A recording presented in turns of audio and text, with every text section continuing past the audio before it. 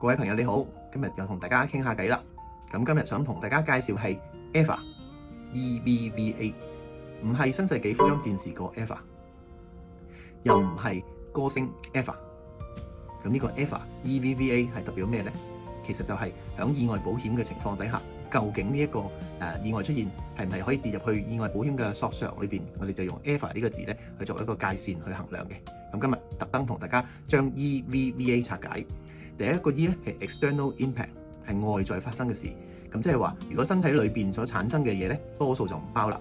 舉個例，如果身體裏邊突然間出現啲癌細胞，好後生就患上某啲嘅奇難雜症，咁呢啲 internal 嘅嘢咧就不屬於 external， 咁所以就未符合第一個 E 嘅要求啦。第二個 V，violent 暴力衝擊引起嘅，咁可能係一啲打鬥啦、撞車啦，咁大家都會見到最近嘅的士、巴士意外都係非常之得人驚嘅。咁喺呢啲情況底下，咁當然係屬於 violent 啦。咁調翻轉，即係話如果唔係屬於 violent，咁就要小心喎。譬如話一啲遇溺啦，或者係吸入一啲不明氣體咧，咁喺意外保險嘅情況底下咧，係需要進一步嘅審核嘅。第三咧就係 visible， 睇到傷口嘅。咁譬如經過衝擊之後見到有傷口啦，咁但係可能我踢波或者我去做運動扭親，咁算唔算咧？咁好多朋友成日都會問呢個問題咧，就係如果 X 光或者超聲波照到有裂痕、照到有傷咧，都算係 visible 嘅。咁跟住就係 A 啦 ，accidental。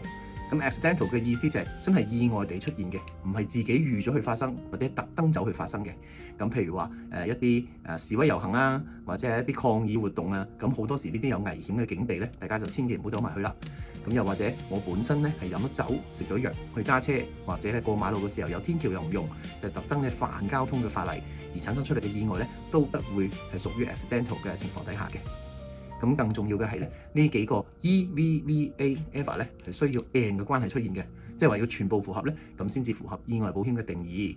咁可能大家會話啦，哇，咁啊好難賠，或者係冇乜用啦咁。但係相對於意外保險嘅保費咧，亦都係比較平嘅。咁即係話佢嘅收費同佢嘅賠償咧，其實都係掛鈎係合理嘅。咁所以如果今日知道咗呢一個 EVA 之後咧，咁我哋就可以將好多事情去睇下萬一發生呢件事屬唔屬於意外保障啦？咁如果唔屬於意外保障，不獲得賠償，可能係呢個 contract 上邊係咁定明咧，都唔出奇㗎。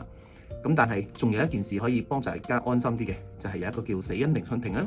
咁好多時大家聽發生件事之後要開死因聆訊庭，可能係有死於意外啊、死於人為疏忽啊、死於不幸啊等等等等。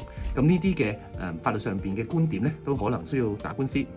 咁所以咧，響我個人嚟講，覺得如果要靠一啲勞工保險啦，或者係一啲僱員嘅保險、交通意外嘅保險去保障自己，都不及個人有個保險嘅。因為個人嘅保險咧比較少去走去法律程序嗰度。咁但係如果係頭先講嘅其他保險咧，有機會跌入去法律程序，咁即係話自己買嘅保險咧會幫到自己會比較快啲、多啲。咁今日就講住咁多先，咁啊下次再見。